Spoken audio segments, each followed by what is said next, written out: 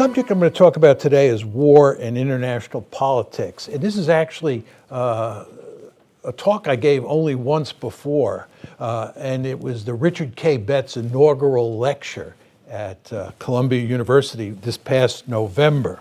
I want to make it clear as I start that when I talk about war and international politics, I'm really talking about great power war. And it's important to understand that during the unipolar moment, which ran from roughly 1991 when the Soviet Union went down the toilet bowl until about 2017, we lived in a world where there was a single great power, which was the United States of America. That's why it was called the unipolar moment. And if you live in a unipolar world, you can't have great power politics because there's only one great power. So you can't have great power politics by definition.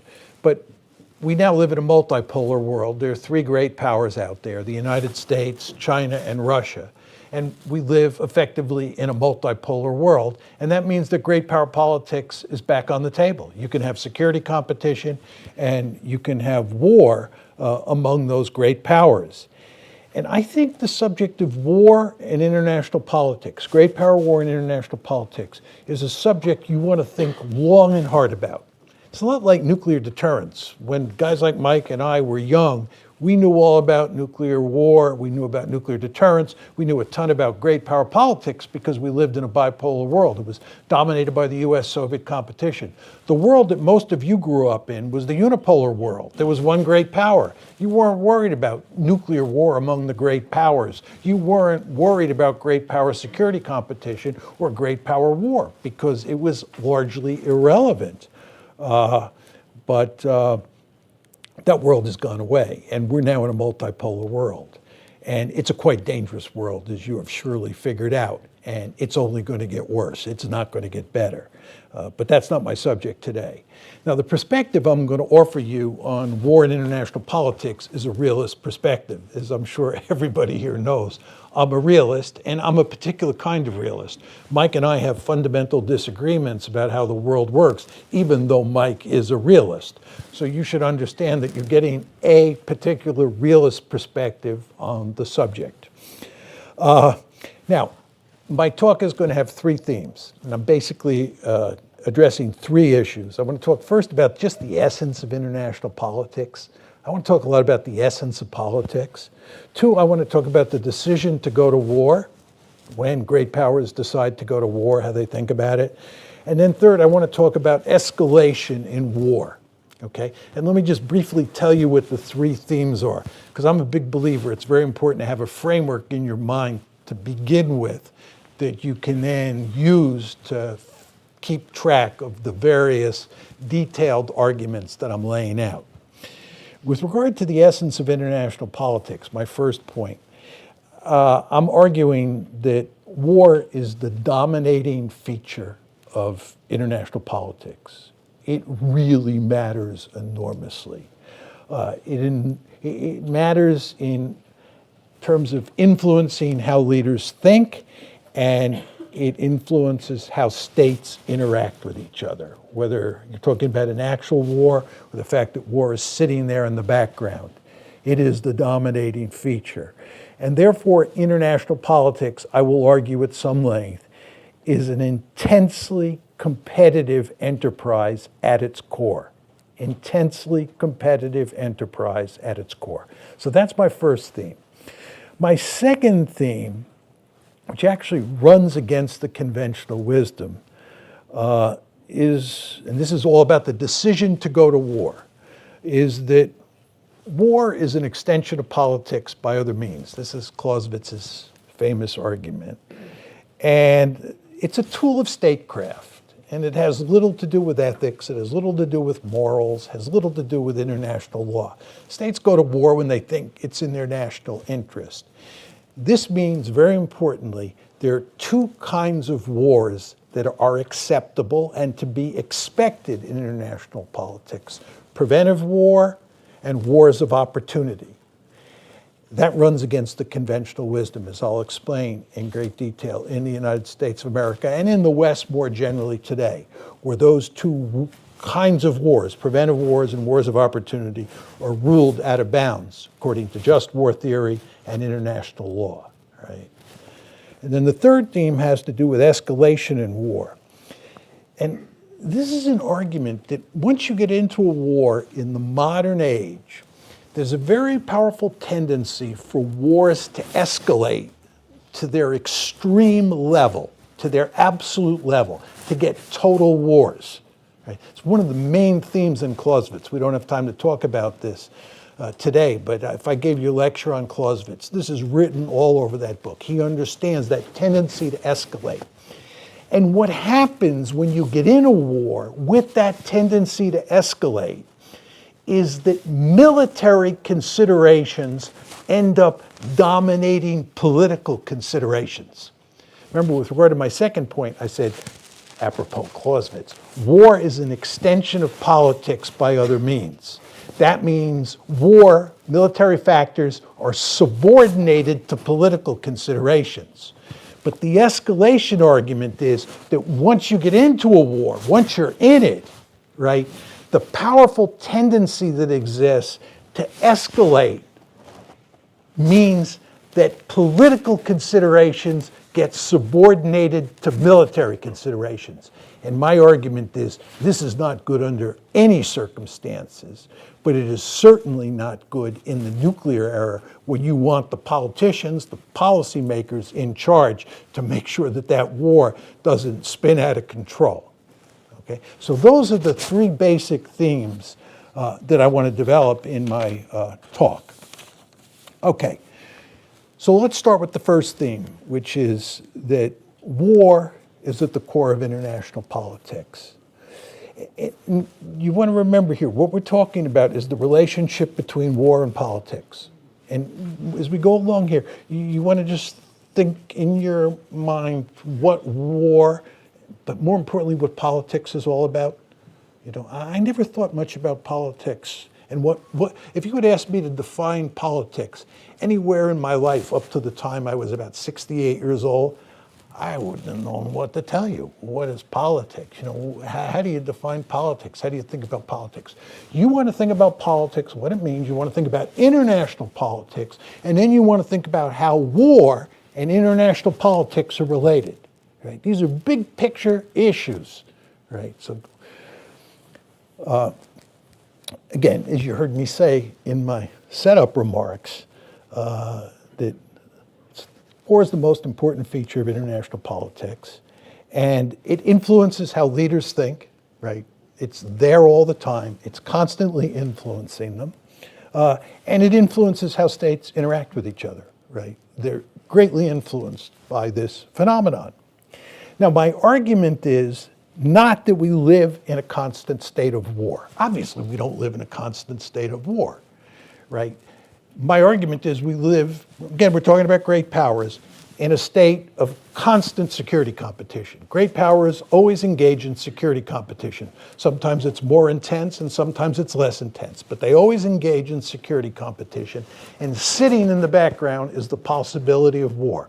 The United States and the Soviet Union competed constantly for security during the Cold War, and there was the ever-present danger of war sitting in the background. Furthermore, there is no question that war is an absolutely destructive and dangerous enterprise. Its horribleness is in good part what makes it so important. So I want to make it clear here, I'm not saying that this is a sport. This is like playing a football game. This is like playing the Super Bowl. This is a completely different kind of phenomenon, incredibly destructive, incredibly horrible. And furthermore, it's not only the fact that lots of damage, lots of destruction is inflicted on you in a war, or can be inflicted on you in a war, it's also the fact that the survival of the state is at risk. You never want to underestimate the importance of that dimension of the story. Survival really matters. But given how destructive war is, and given the fact that it threatens the survival of states, unsurprisingly, states have gone to great lengths over time to do away with war, to outlaw war, to figure a way to get rid of it. But you know what? They failed at every turn.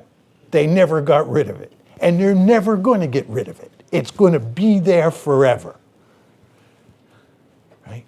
So the question is, why is this the case? You want to think about this. Why haven't we been able to get rid of war? And I'm going to make two arguments. The first one, it has to do with the nature of politics. And the second is it has to do with the architecture of the system. This is the anarchic nature of international politics. So it's a two-part argument. This is why you can't get rid of war, why it's an ever-present possibility that sometimes manifests itself in actual fighting. There are two reasons. The first has to do with the nature of politics. And this is what I was imploring you to think about today and think about in the years ahead. Just what politics is all about. Politics, as Barack Obama, right, and Bill Clinton said, is a contact sport. It's a nasty business. Politics is all about fundamental disagreements on first principles, fundamental differences about questions regarding the good life. And these fundamental differences that individuals or societies or states have are sometimes so profound that people want to kill each other. Just go back to the religious wars in Europe way back when, Catholics and Protestants killing each other in huge numbers, right? Just mattered so much to them. The abortion issue, an incredibly complicated issue. There are lots of people running around in the land who believe in or don't believe in abortion, who would like to kill some people on the other side. It's a contact sport, right? These differences really matter. Look at the fights over Supreme Court appointments. Look at how all of these anti-Trump people feel about the possibility of him getting reelected. My wife is basically a Republican. You mentioned the possibility of Trump winning, and she gets mad at me. I said, what are you getting mad at me? I didn't vote for him last time. I'm not going to vote for him this time. She's just so infuriated at the thought of this guy getting reelected, right?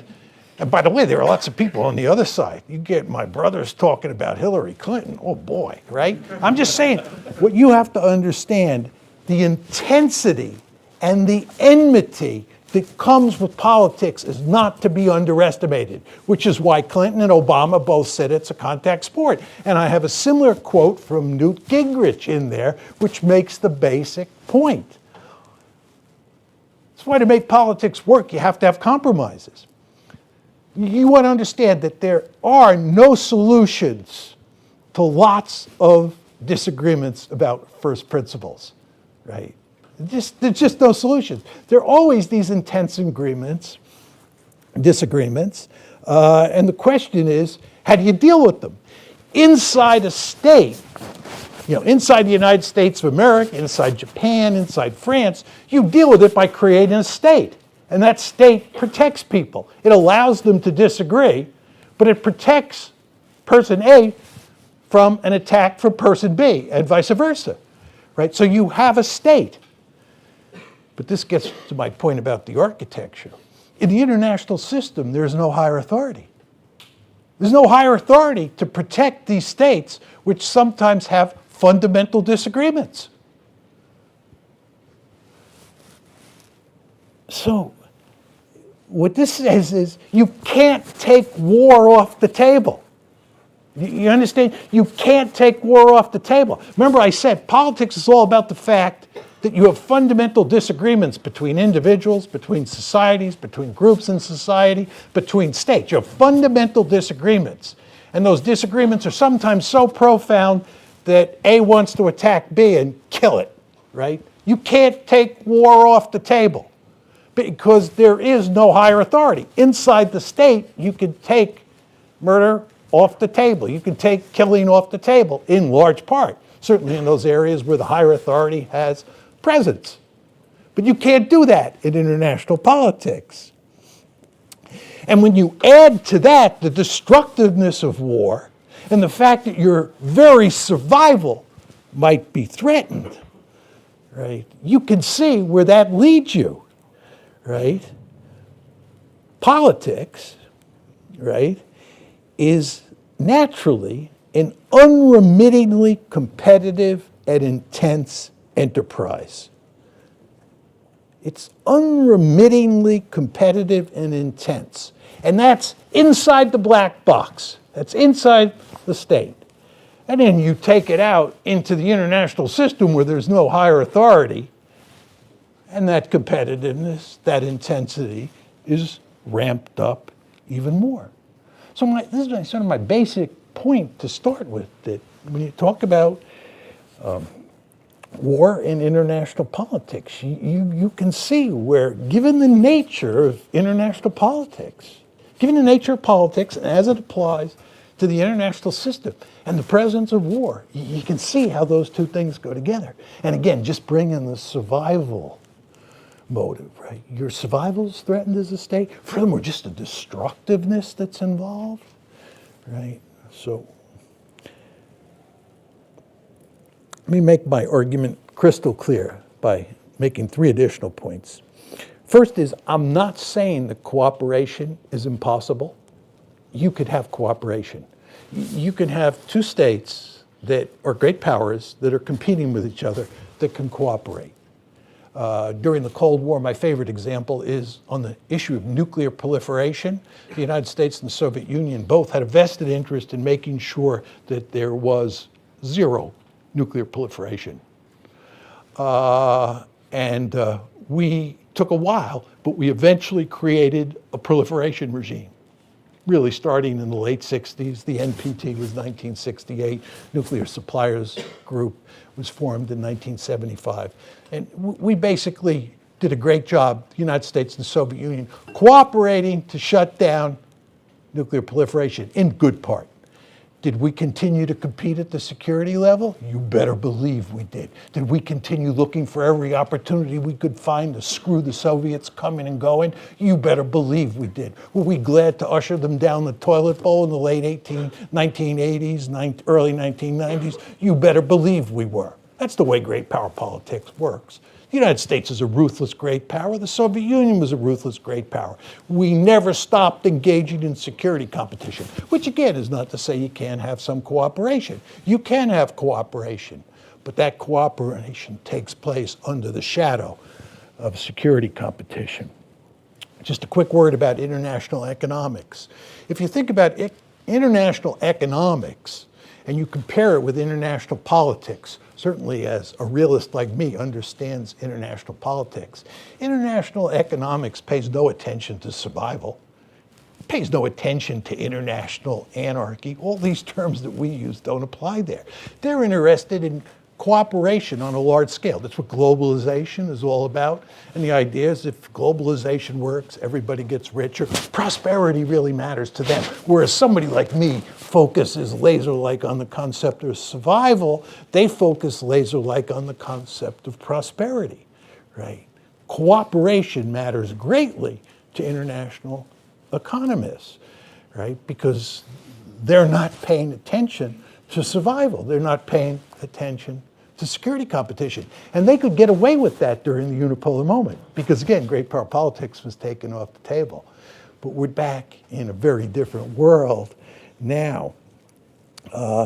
So my argument is that when push comes to shove, international politics trumps international economics when the two are in conflict. My third point, I want to be very clear. I am not making the argument that great power wars are likely. That's not my argument. My argument is the great power war sits in the background most of the time, and great power war nevertheless has a profound influence on how states behave. And the reason that great power war is not likely dovetails with another point that I made to you folks, and that is that war is so destructive. War is so horrible. The fact that it is so destructive, the fact that it is so horrible, makes it very difficult to get states to initiate it, right? And what drives that, its destructiveness, is nationalism, industrialization, and the nuclear revolution, or nuclear weapons, right? Nationalism makes wars very destructive, right? Because you're able to create mass armies, and you're able to motivate those armies to hate the other, a lot of otherness at the core of nationalism. So nationalism makes wars highly destructive. Industrialization, all these weapons that are designed to kill people, running around out on the modern battlefield with all these weapons that are highly sophisticated and maximize the chances they're going to kill you. Whoa, right? So, very industrialization, and then of course nuclear weapons, right? Nuclear weapons, they're called weapons of mass destruction for very good reason. So nationalism, industrialization, and nuclear weapons make war incredibly destructive, and that makes war less likely. You understand the point? It makes it less likely, but nevertheless, it makes it as important as ever because it sits in the background. It's still a possibility. That's the basic argument that I am making to you. Okay, let me shift gears now and talk about the decision to go to war. Okay, my second theme. You remember when the Ukraine war started, February 24th, 2022. The Russians clearly invaded Ukraine. And the basic argument is that this war was both unjust and illegal. And there's just no question that almost everybody thought that the war was wrong, the initiation of the war was wrong, and should be condemned. Now, why is that the case? It's because of the domination of a non-Clausewitzian view, which says that international law and just war theory should dictate when states can go to war. And I believe that almost all of you believe this, and I believe that almost everybody who's reasonably well educated and has thought about this in the West believes that there are limited times when you can go to war, or limited circumstances when you can go to war. And those three circumstances, and this is an argument based on just war theory and international law, is you can initiate a war if you have good evidence that the other side is about to attack you. This is called a preemptive attack, right? Mike is about to attack me. I can see that he has loaded up the shotgun. He's coming after me, and I just get in the first blow. So he's really initiating the war, even though I get in the first blow. That's a preemptive strike. That's okay according to just war theory. That's okay according to international law, most accounts of just war theory. Second is if we get a UN Security Council resolution. I'm unhappy with what Mike is doing. I go to the UN Security Council. I get approval from the UN Security Council. Then I am justified in attacking Mike. Makes perfect sense. Fits neatly with international law. So the first case is a preemptive strike. Second case is UN Security Council resolution. And the third is that you're allowed to initiate a war, intervene, strike into a country if it's engaging in mass murder or genocide. Right? This is the idea, if you see what's happening in Rwanda and you decide you're just going to send in the 82nd Airborne, you can do that, right? You're acting according to just war theory. This makes perfect sense to all of you.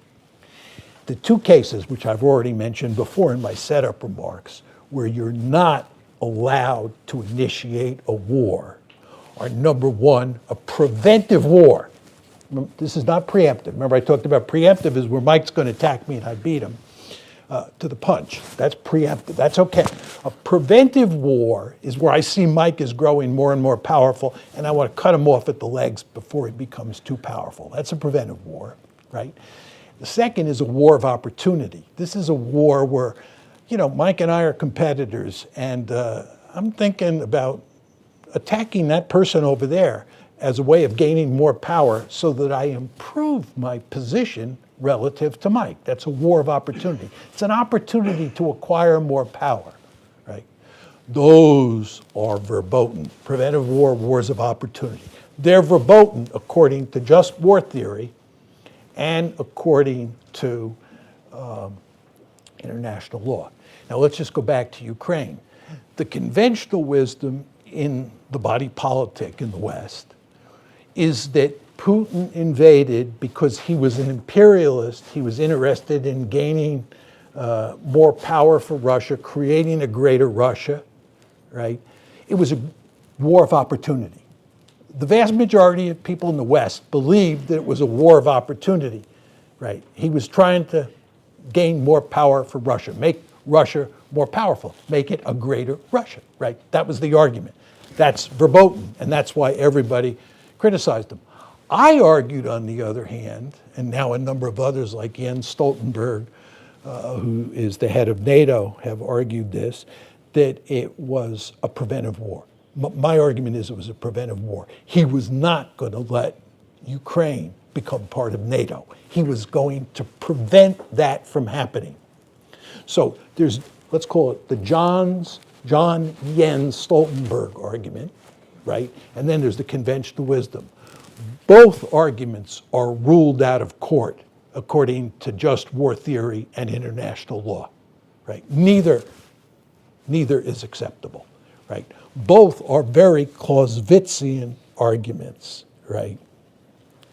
So if you think about what's going on here, right, with this non-Clausewitzian argument, remember, Clausewitz doesn't talk about whether anything is morally justified or whether it violates international law. It's a tool of statecraft. Clausewitz says if John sees an opportunity, right, to protect himself in the face of this threat from Mike, or Mike sees a threat to protect himself in the face of a threat from John, Mike and John can do whatever they want. War is it's a tool of statecraft. Let's not get wrapped around the axle about ethics and morals or anything like that. That's the Clausewitzian view. And what you want to understand is that the view that almost all of you, I'm sure, have accepted, right, and the vast majority in the body politic have accepted, is a non-Clausewitzian view.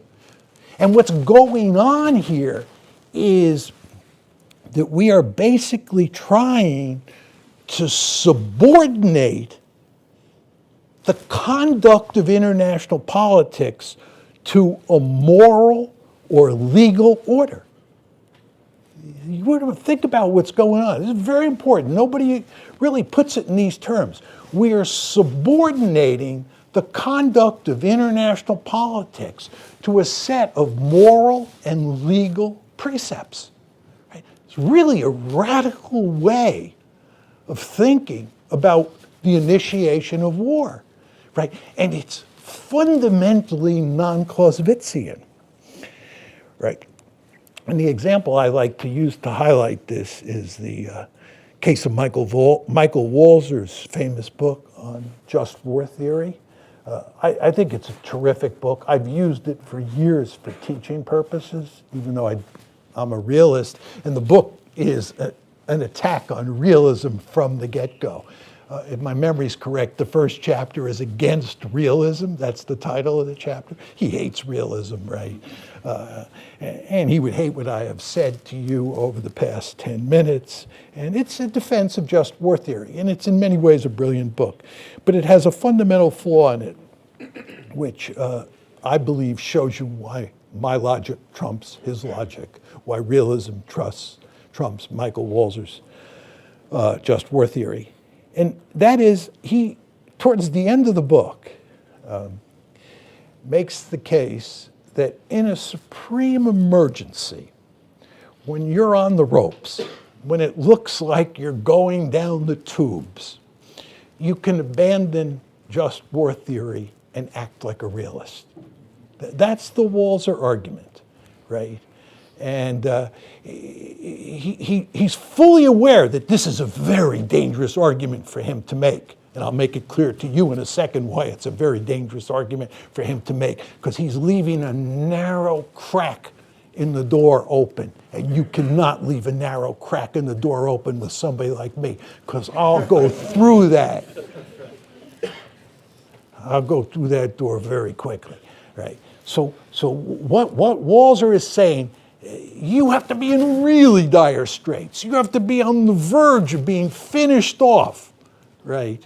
And the threat has to be really of the most serious nature. And then at the last moment, you can turn yourself into a realist and deal with the problem.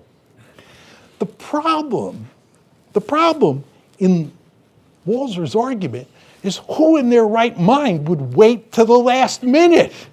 If you're up against a mortal foe, or if you're not up against a mortal foe, you just think you might be against a mortal foe. You've all read Sebastian's work on intentions, right? Sebastian Rosado will tell you intentions are very hard to divine with a high degree of certainty, to use his rhetoric. How can I be sure what Mike's intentions will be in 20 or 30 years? I can't know. Do I want to wait until he turns into Godzilla? No. Do I want to deal with him now when he's not Godzilla? And maybe when he's a bit weaker than me, right? So you see the problem that Walser has. Once you say, once you have a chapter that deals with the subject of supreme emergency, and you say that in a supreme emergency, you can throw just war theory down the toilet and you can act like a realist, you leave yourself open to the argument that it's better to act like a realist early rather than at the last moment, where if you're dealing with a highly efficient adversary, that adversary will finish you off, right?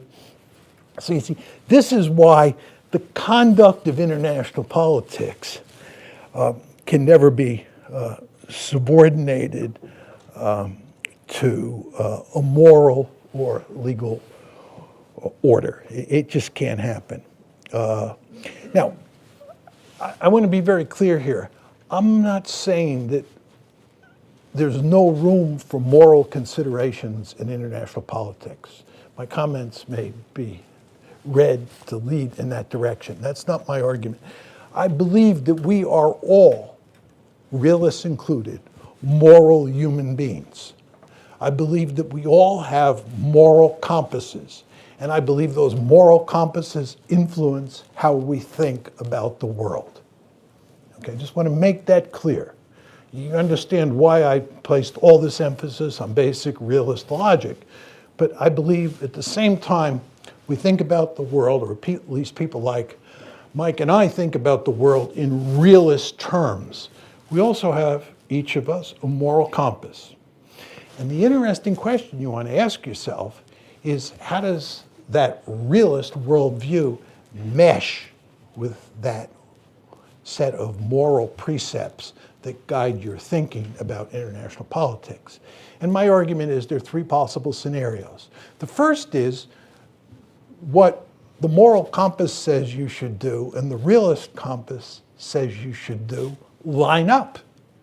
And you have no problem fighting a war, even maybe initiating a war, right, if the moral compass and the realist compass line up. And they actually do quite often in international politics. You can do things for realist reasons that make sense from a moral point of view. Fighting against Adolf Hitler in World War II, I think it was the morally correct thing to do. Trying to contain the Soviet Union during the Cold War, I think was the morally correct thing to do. I could point to other examples. So the arrows sometimes line up. There are other cases, this is the second scenario, where moral precepts, where realist precepts just don't apply.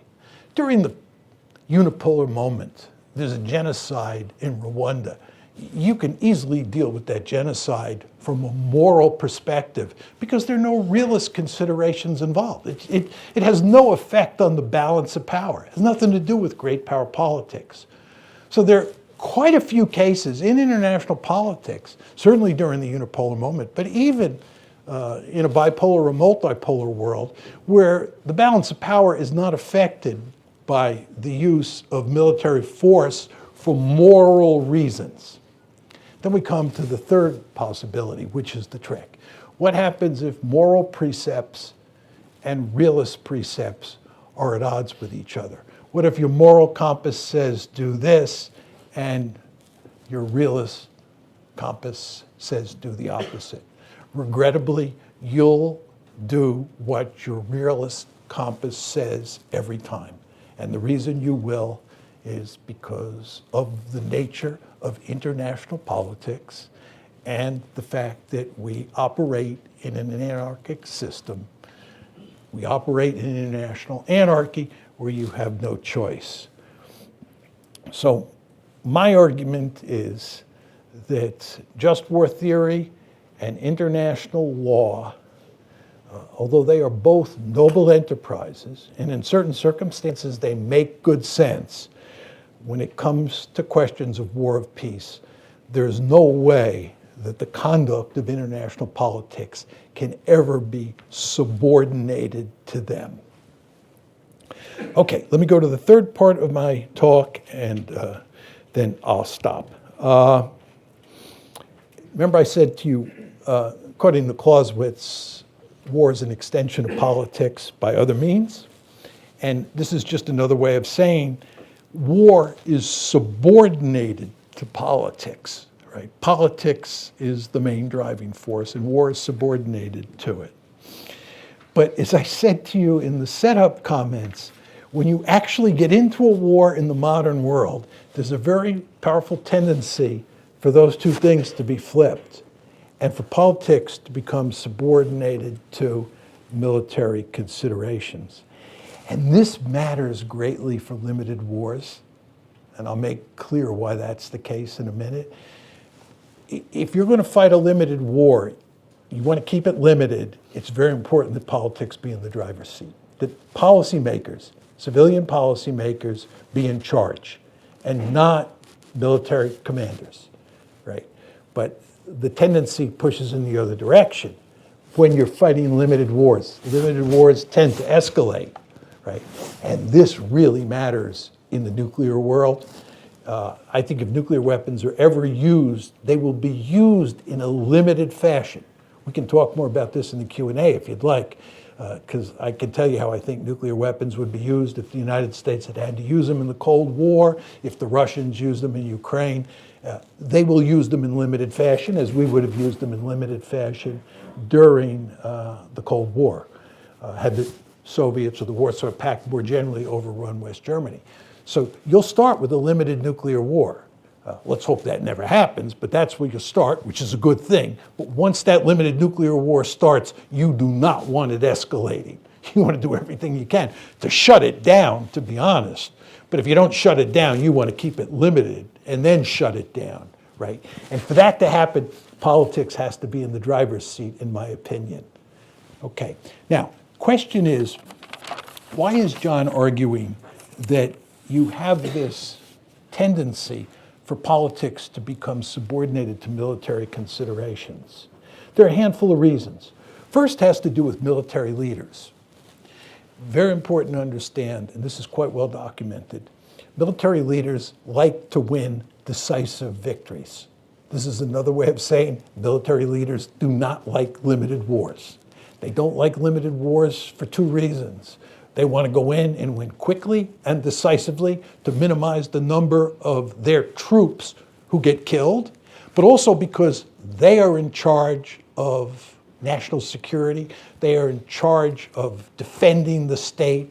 They are in charge of fighting and dying to protect the state. And if there's a threat out there, they'd like to finish that threat off once and for all. Winning a limited victory means that you leave your adversary intact, right? So military leaders like decisive victories. They don't like limited victories. Furthermore, military leaders do not like civilians telling them how to conduct the war. Military leaders think they are the professionals. They know how the profession of arms works. These civilians are a bunch of dinglings, and they're just going to get us in trouble if they're in charge. And the best way to avoid this is that once the war starts, all responsibility is turned over to us, military leaders, or we military leaders. We'll execute the war, we'll win a decisive victory, and then we'll turn control back over to the policymakers. Right? And I have some quotes in the paper where there are actually generals making this argument. So you see, military leaders, number one, like decisive victories. That cuts against limited war. Number two, military leaders don't like civilians in the decision-making process. And it's civilians or policymakers who keep wars limited. Right? So the military is a big problem here. Well, let's put it in a slightly more cautious way. There's a real tendency for trouble from the military if you get into a war. Second force that pushes for escalation, which I've touched on already, is nationalism. Nationalism, huge problem for escalation. This is written all over Clausewitz's famous tract On War. Just go to book 8 of On War. What nationalism allows you to do is raise a mass army, and it allows you to value infuse that army in ways where almost everybody hates the other. And in fact, inside the broader society at large, people are value infused to hate the other. Nationalism turns into hyper-nationalism. I'm sure this is easy for all of you to understand, right? And the reason that France was so hard to beat, it took roughly 6 balancing coalitions to finish off France. The war started in 1792. The French Revolutionary and Napoleonic Wars started in 1792, and they ran to 1815. That's 23 years. It took 23 years to finish off the French. This is what Napoleon's writing about in Book 8 of On War. He saw Napoleon up close. He saw the French army up close. It was an army that was built on nationalism. It was the nation in arms. Think about the nation in arms. It was a really powerful force. And it was bent on dominating all of Europe. And this is why Clausewitz is very, very important for making the argument that war's natural tendency is to escalate to the absolute level.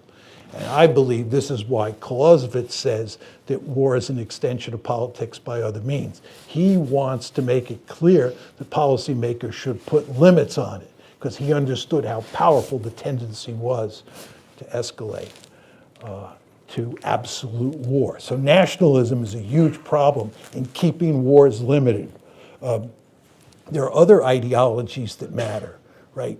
First of all, you get a case where you have Nazi Germany up against fascist Germany. Against communist Soviet Union. Fascist Germany, Nazi Germany up against the communist Soviet Union, right? That is going to push the war to escalate. And you have nationalism in that case as well. Then you have other ideologies like the United States, right? The United States is a liberal state. It has a crusader mentality. If the United States is in a world where there are not many checks on its ability to use military force, it'll be running all over the world trying to turn countries into democracies, right? And then finally you get eliminationist ideologies like Nazism. It was eliminationist ideology. So you can see in addition to nationalism, you have this other ideological dimension. And the point that I'm trying to make to you is that what this does is that it pushes states to pursue total victory.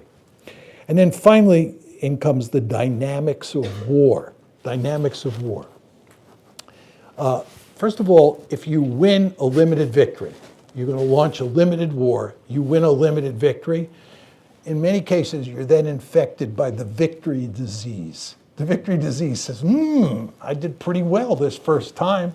Let's escalate and do something else. You know, we originally, when we entered the Korean War, our goal was to push the North Koreans back to the 38th parallel. But then MacArthur launched this brilliant offensive that resulted in the landing at Incheon, and we won this stunning victory, and he and the Truman administration decided that we should cross the 38th parallel and head up towards the Yalu River, right? This is the victory disease.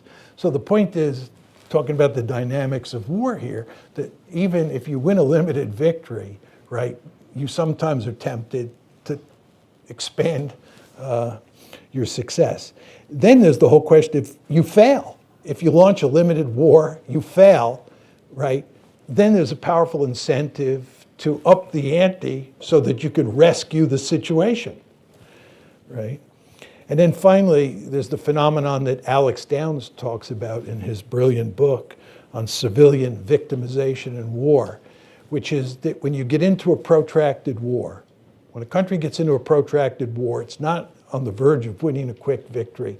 It almost automatically goes on a rampage and starts murdering large numbers of civilians because the view is that's a good way to get out of this protracted war. That's the solution, right? To turn to killing large numbers of people. For those of you who haven't looked at Downs' book, you should really look at it. Because Downs, by the way, concludes that there's no difference between democracies and non-democracies.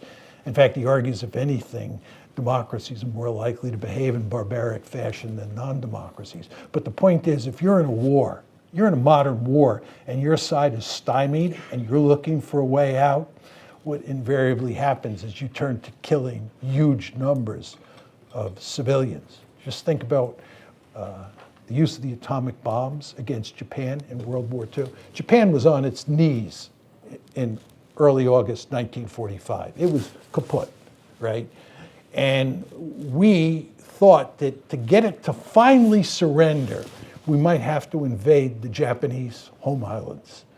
And the thought of invading the Japanese home islands was so antithetical to American policymakers, both in the military and in Washington, that we dropped 2 nuclear weapons on Japan.